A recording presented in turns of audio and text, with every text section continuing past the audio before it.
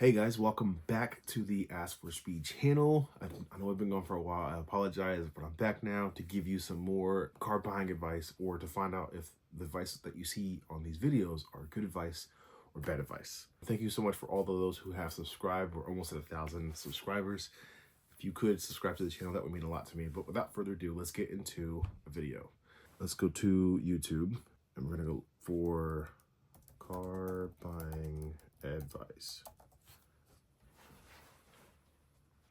Okay, so this is Honest Finance. His video says buying a used car from a dealer the right way.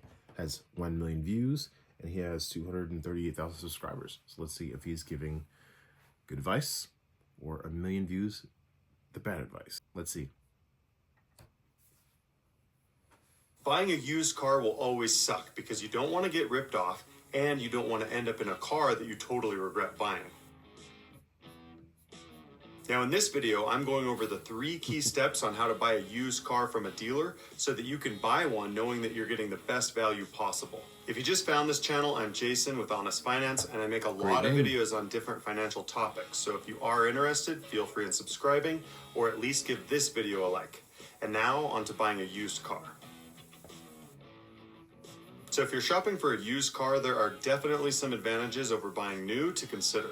I mean, think about the fact that most new cars lose about 30 to 40% of their value in just the first 5 years. A lot. And when most of these cars are 5 years old, they're probably only going to have about 60,000 miles on them. So that is a really good deal considering it's 40%. That's a best case scenario and actually more rare to have a 5-year-old car with only 60,000 miles.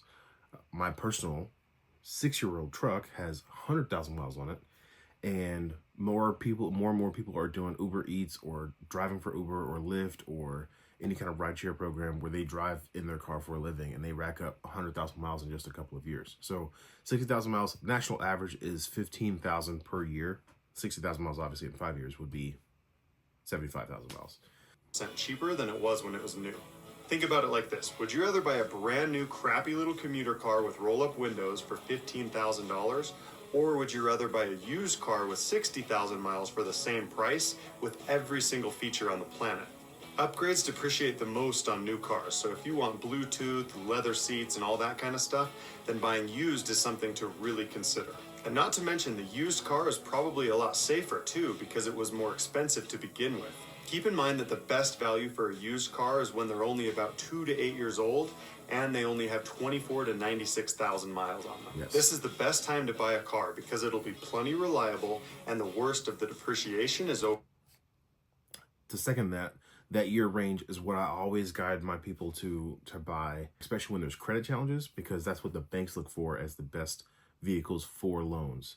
If you need an approval on an auto loan and you're shopping for a used car, 2 to 8 years old, 24 to 96,000 miles. Actually, I just say less than 100,000 miles is perfect, but that's a great range. Over with.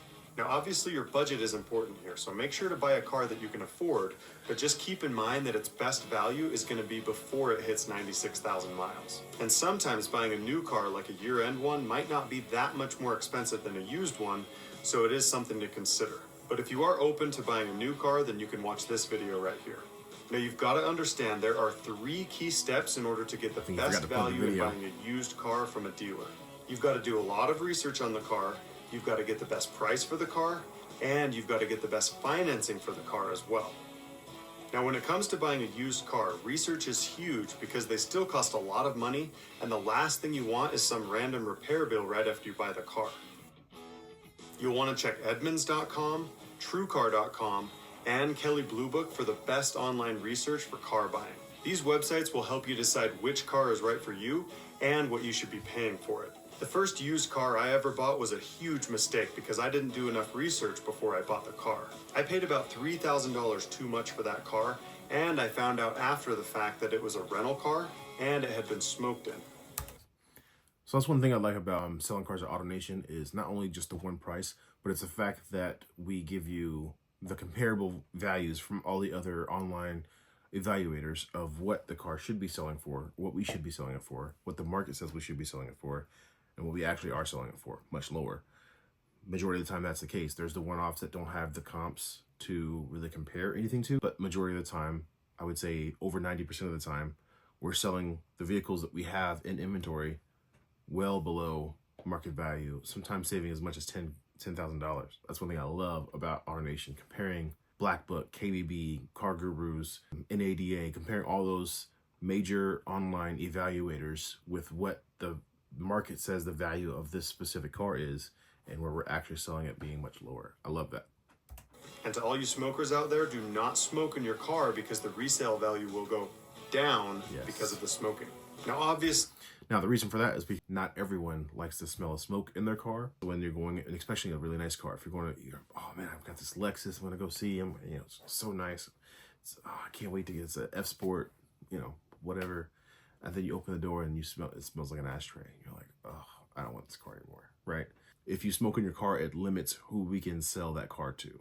Now, if you run into a situation where you need a loan, and that is a car that fits for the bank, then you might be limited with choice. It really limits who we can sell that car to. That's why it hurts the value of your trade. Obviously, you need to research the car's safety and its resale value, but also pay attention to its repair costs and the maintenance schedule as well.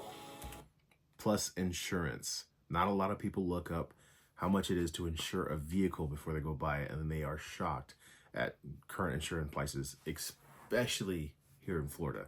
And these insurance prices are unreal. So be sure, if you are shopping for a car, to shop for insurance for that car as well. And if you need insurance, holler at me. I got a plug with some car insurance people out there that I can help you out. Trust me, you don't want to buy a used car that's right on the line to needing a bunch of repairs done. And you'd be surprised at how many cars out there don't require any maintenance until 100,000 miles, so keep that in mind when you're doing your research. Cars are so advanced these days that the 100,000 mile stigma needs to end for most of the cars out there.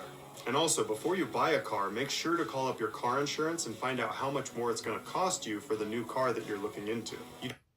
He mentioned the 100,000 mile stigma, where this common belief from probably 30 years ago that once a car reaches 100,000 miles, it is done.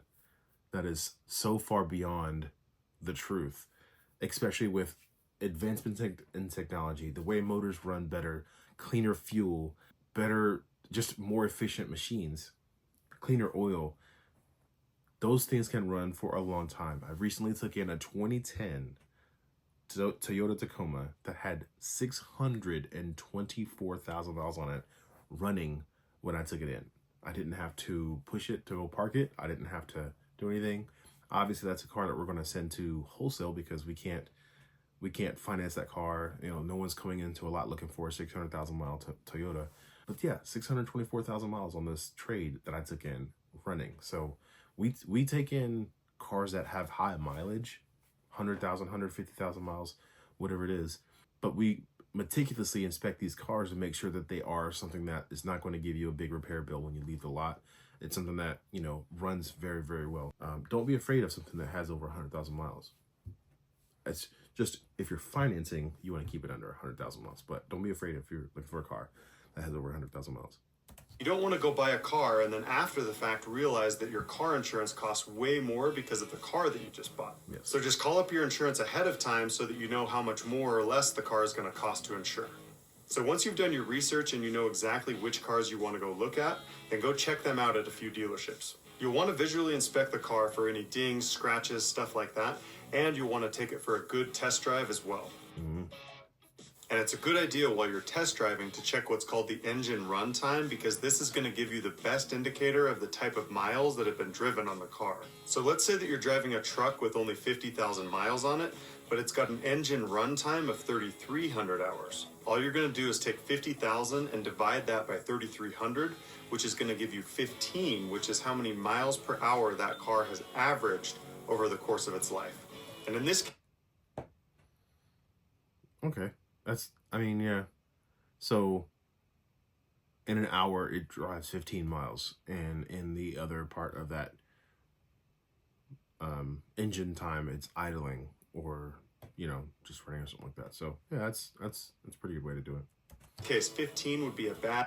Although that number can be reset, and it can be reset with a tripometer like if you just hold that button to reset it on your dash, then you may not get an accurate reading of how many miles per hour that car has actually driven. That indicator that the truck has been to a lot of work sites or that it's done a lot of city driving. But let's say that the average came back at like 30 or 40 miles per hour, then that's a lot better to me knowing that the car has done a lot of highway and freeway miles instead of city. Most of the newer cars these days do log engine runtime, so just pay attention if you're looking at a newer car. Here's just a quick look at the log that's currently running in my car. No matter what time of year it is, make sure to check the AC and the heater just to make sure you don't have any surprises when you actually need to use them. And make sure to check all the controls in the car and even turn up the radio to make sure that the speakers aren't blown, because trust me, this happened to me when I bought a used car and that sucked.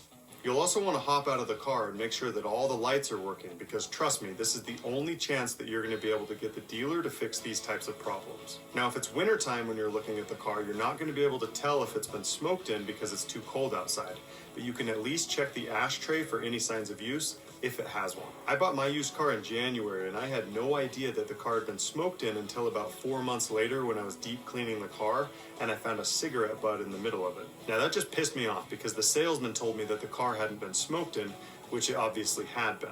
Now once you've found a few cars that you're legitimately interested in buying, ask to look at the Carfax or buy one yourself. Most dealers will already have the Carfax available, so hopefully you don't even have to buy it. The Carfax will give you a really good representation of the car's history, but keep in mind that some stuff can still squeak through the cracks. It'll tell you how many owners the car's had, the status of the title, and it'll even tell you how the car was registered to those owners. So if you find out that the car's had like 10 owners, then that's a huge red flag because the car's been around the block way too many times. So that's one perspective, and I always give the other perspective, and it's rare, but you might find a car, especially from COVID, of people who are continuously in an equitable position to get out of that car, right? So there are cars that have a lot of owners because maybe there's a problem with that car that they found later on and they traded it right away, maybe. But the other side of that is every time someone buys a car, the market shifts and they're like, oh snap, I can make money on this car, and they go and trade it in for something else, right? So I've seen both are very, very likely. So it's not always a negative thing that a car has a lot of owners. So just keep that in mind. You have to just really, really like look at a car, take it for a drive, get on it, make it work, and see if it's something that you can predict having a problem with. If you have a mechanic that you trust, have a mechanic lay his eyes on it. That's one thing that's really, really nice about AutoNation is that we have a 5-day or 250-mile return. So if something goes wrong with the first couple days, okay, I didn't see this on a test drive, I'm returning it. I'm going to get something else, or I'm just returning it, right? I've had it happen. It sucks as a salesperson because you spend all the time, you earn the commission, and then it's ripped out of your hands. But I'd rather you have a car that is not going to give you any problems. It's a car that you're going to love driving and not have buyer remorse, instead of just me having a commission. So we can figure out the right car if that wasn't the right car. That's what I like about AutoNation.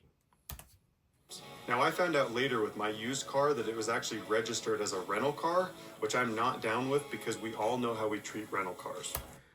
That's also a negative stigma. Rental cars, people don't understand how nice rental cars are. First of all, you can't smoke in them. You have to be 25 to rent a car. And by the time you're 25 and you're renting a car, you've probably been more mature to treat a car better. Now, even if you haven't, even if you rent a sports car and you rag it out, first of all, they're built for that. Secondly, every time a car comes back in from a rental, they check all the fluids. They do a multi-point inspection. They make sure that the car is ready to go back out on the road because they don't want to be liable if something happens. Every single time, I like to look at car rentals like a Jay Leno of a car owner, where they are meticulous in how they look at their multi-point inspection every time a car comes back from a rental. So the next time it goes out, it's reconditioned to like new every single time. So this stigma that people have of rental cars, there's a very, very small percentage of people who actually treat rental cars badly, ding them up, whatever, ruin the transmission, ramp them off of sand dunes.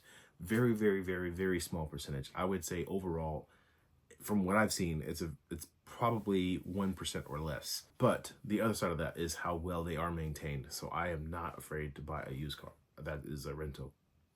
If I'd looked at the Carfax like I should have, then I would have realized that it was a rental car and I would have looked into something else. I would stick with a car that's had less than 2 owners that drove it as a personal vehicle. And then the other thing on the Carfax, as far as how many owners, if it was leased first and then the second owner was a very short purchase, that's likely that the leased owner purchased the car out of their lease and then traded it in.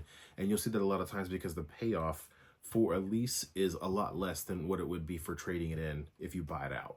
So if you see a 2 owner and the first was leased, it's likely that that leased owner bought the car and then traded it in, listing as 2 different owners.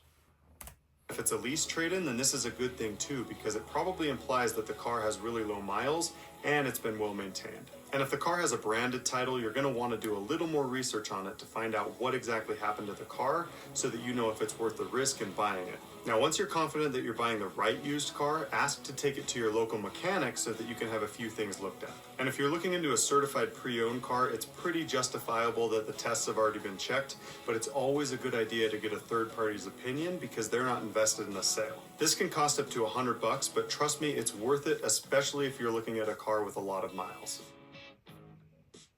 The first thing you'll want to have checked is your computer because you're going to want to see if it has any trouble codes on it. And then after that, you're going to want to check what's called the drive cycle monitoring just to make sure that the computer hadn't been reset to hide any problems. Now just check under the car for leaks and wear and tear, and then also have them check under the hood for fluids and belts and stuff like that. And once again, now is the time to double check everything just to make sure you don't have any surprises down the road. And if the car's got any normal repairs that it needs, like tires or brakes, then definitely have the dealership pay for it because it's in their best interest to still get the sale. Okay, so what AutoNation does, if there is something that is low but still passes the minimum recommendation for safety, we'll give the customer the option to replace it because there's only so much work we can do to still fit it in that price point to be aggressively priced. Now, everything we do affects the price. So if we put out a car that will need tires within a year, we notate it on a thing. Tires are passing, they have minimum tread, but you will need to replace them within the year. We'll give you that option. Look, it can cost this much to replace 4 tires.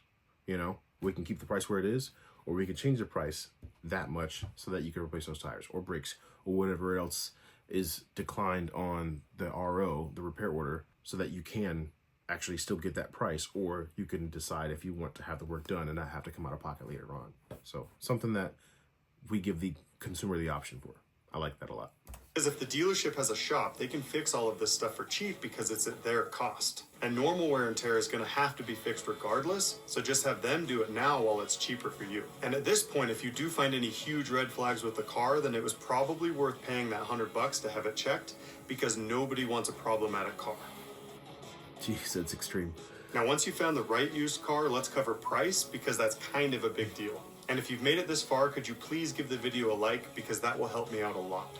Thanks. Used cars are a bit harder to know how much the dealer paid for them, but as an average, just figure in about 10%. But if you're looking at a really old car, the numbers are going to be all over the place. So the only way to know if you're getting a good price for a used car is by checking the websites that I listed earlier. The average price paid is a really good representation of what others have paid for the same car in that same region. But just keep in mind that demand has a lot to do with the value of the car that you're looking at. Yes. So if you live in snowy Utah like I do, then you'd understand that 2-wheel drive SUVs don't sell very well. The 4-wheel drive models is what everyone is looking for up here. So unless I go down to Vegas to buy a car, I've got to understand that that demand is stuck in my local area. But if you are willing to go outside your region to buy a used car, then you're probably going to find the best deal, but it is a bit of a hassle to have to drive 400 miles just to test drive a few cars. Yes. Now, once you know the average price paid in your area, you're going to want to make sure that you buy the car for less than that average. Understand that dealers have bills to pay too, but trust me, it's a lot better just to give them a quick $500 rather than $3,000 if they were willing to sell the car regardless. So at this point, just tell the dealer that you want to pay $500 over what the low average price was paid for that car.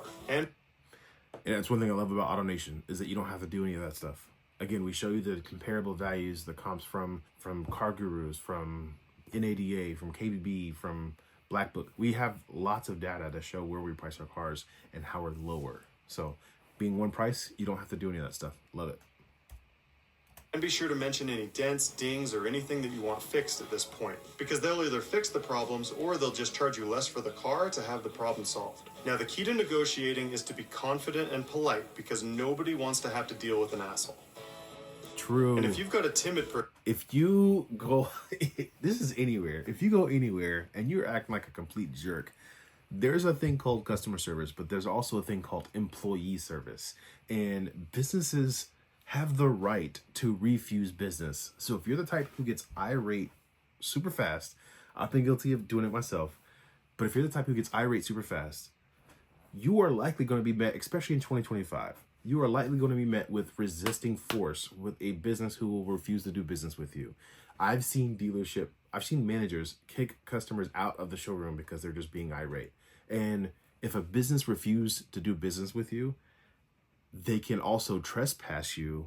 And if you refuse to leave, they can call the police and you can be arrested for trespass. It is imperative that you are nice as possible when you are trying to have something go your way. Because if you're a jerk, not going to happen. Plain and simple. Businesses will not deal with it. I've seen it over and over and over again. And I've even seen customers stick up for the business when there's a customer and they're just bullying them and belligerent them and being irate and just causing a scene.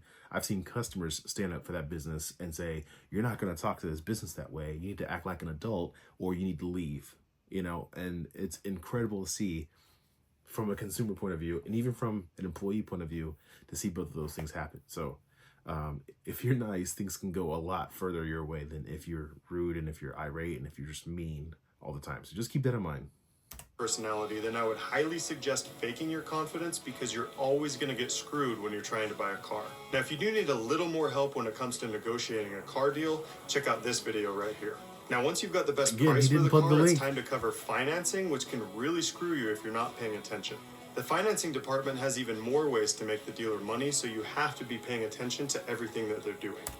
Now, before he even says anything, you guys know my usual advice is go to your bank first. Go to your bank first, get a pre-approval, or not, I don't want to say pre-approval, get pre-qualified, because a pre-approval all it does is connects you to a dealership. Get pre-qualified.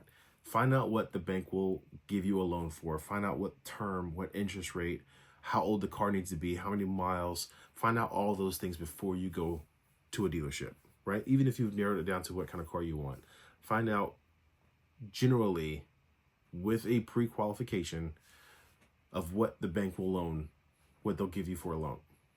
And you have that to fall back on if a dealership can't get to that number. So you could say, I've got 4% or whatever it is, right? I've got 4 or 5%, I don't know. And you go to a dealership and they're like, well, we can get you done at 7%. No, I've got an interest rate that's a lot less. And if that dealership doesn't take outside financing, or they can't get to your number, your interest rate, suck the deuces. I do it every single day. Well, I don't do it every single day, but I give this advice every single day. So go to your bank first, see what they'll give you on a loan, and see if a dealership can either match it or beat it. Now, as far as interest rates go, dealers can actually get you really good rates just so long as they're not taking a cut. Most dealerships can get you really good rates from all the big lenders, so just go ahead and use them because it's a lot more convenient. Now, financing and interest and stuff like that can get really techy, so if you need some help, just watch these videos right here. So once you've got your financing all settled, the salesman's going to offer you extended warranties and stupid carpet cleaning and stuff like that. But you've got to understand that all of these services are negotiable, so do not pay full price for any of them. And if you are interested in any of these services, just tell the salesman confidently that you want to pay invoice for them. And trust me, he'll probably sell it to you at cost because it's most likely still in his best interest to get the sale. Even if he doesn't get a commission, there's anything added on as far as extended warranties or any services or anything.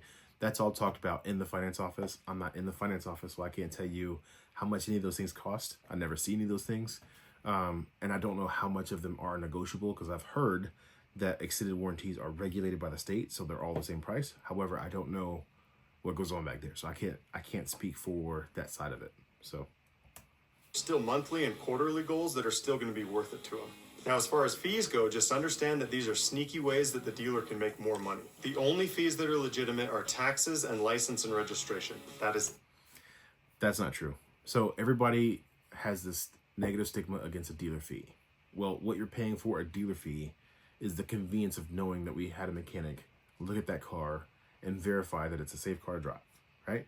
Versus going to a private sale and taking a gamble. Now, a dealer fee is built in for profit, yes, but it's profit built for paying non-commissioned employees like our accounting staff or our detail staff, paying utilities for the dealership, paying ground maintenance like keeping the hedges trimmed and keeping the lot looking nice, or any repairs for the building or anything like that. Those are all things that the dealer fees goes to every single month. If you had any idea how much of an electric bill the dealership has from running 12 to 16 hours a day, all the lights and the utilities and everything like that, it would blow your mind. So it's not just built in for someone's pocket. It's built for fixed costs and ancillary costs at the dealership as well. Just keep that in mind. I know no one likes paying the extra fee, but I'd rather pay a dealership fee knowing that I'm backed by someone who looked at the car versus a private seller who could have done anything with the car and not have any way to verify it. Now, taxes just plain suck, but there's no way of getting out of them. But if you have to pay sales tax on anything, then that's how you can tell that it's a fee, because you're never going to have to pay tax on a tax. So if you've got some stupid doc fee that's like $300 plus tax, then that's a fee and you can get out of it. Just tell the salesman confidently that you do not want to pay it. Now, if the salesman tells you that the fee can't be removed because it has to be documented, then just have him compensate with the price of the car or your trade-in so that you can get out of it. Just have him either lower the price of the car for $300 or add $300 to your trade-in. That way only works at AutoNation if you have a trade. So if you're asking for an additional $1,000 or whatever the difference is because of whatever fees we have, that is the only way you're going to be able to get that money added to it if you add it onto the trade. If you ask for it. It doesn't happen all the time because sometimes we over allowed to get to our number you're trying to be anyway. And we have to price our cars aggressively. So you're not going to get, truth be told, you're not going to get as much on trade from AutoNation, knowing that we price our cars aggressively, than if you would if you had sold it to a big name dealership or a brand dealership, right? Now, the difference is, though, is where we're giving you this much for your trade is that we're also only charging you this much on the car that you're buying. Where if you go to a big name, yeah, they'll give you $2,000-3,000 more, if not more, because they have at least that in just fees. So even if our price is the same, which is very likely it's not, but even if our price is the same, they've got an added fee to compensate for what they're over allowing for your trade. So look at the overall out the door. If you're comparing, two like cars from two different dealerships, look at the overall out the door and make sure that, the difference there is not crazy difference there. If I'm explaining that correctly. The fee is at least documented, but now you can get out of it in a different area. And trust me, at this point, the salesman is not going to love you, but you're too far into the game for them to lose the sale. Now, once you've got everything signed and documented, then you can truly drive away knowing that you just got the best deal on a used car possible. Now, once again, I'm Jason with the Honest Finance channel. If you are interested in any of this type of content, feel free to subscribe or at least give this video a like. That's all. All right, so Jason with online financing gave some really, really good advice. There's only a couple things that I wouldn't necessarily say I disagree with. I just would do differently. One or two things I disagree with, but overall he gave really, really, really good advice, and it's somebody that I would check out his channel more and see what else he has to offer. But I'm Jason as well. I'm Jason Speed with AskforSpeed. Subscribe to my channel. If you wouldn't mind helping the channel grow, it would mean the world to me and my family. Shoot me a like. Let me know if there's a video or advice that you'd like me to react to. If you have questions, of course, you can put it in the comments and I'll make a whole video about it. But I appreciate you guys checking out this video, and I will see you in the next one. Thanks. Have a great day.